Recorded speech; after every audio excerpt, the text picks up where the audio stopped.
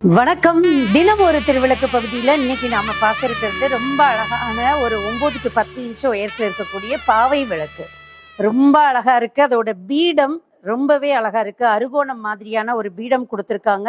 அதுக்கு மேல ரவுண்டு பீடம், அதுக்கு மேல பாவை இருக்கிற மாதிரி. அந்த பாவையோட தோல்ல 2 பக்கமுமே கிளி இருக்கு. கையில அவ்வளோ அழகா ஒரு அகல் ஏந்தி இருக்கக்கூடிய பாவை விளக்கு. பாவை விளக்கு பொதுவா நம்ம வீட்லயும் சாமி பக்கத்துல வைக்கலாம். வீட்டுல டீப்பாயில வச்சு அலங்காரம் பண்ண போறீங்கன்னாலும் பண்ணலாம். என்ட்ரன்ஸ்ல வைக்கலாம். நம்ம எங்க வச்சாலும் அதோட ட்ரெடிஷ்னல் லுக்குன்றது அவ்வளோ அழகா இருக்கும்.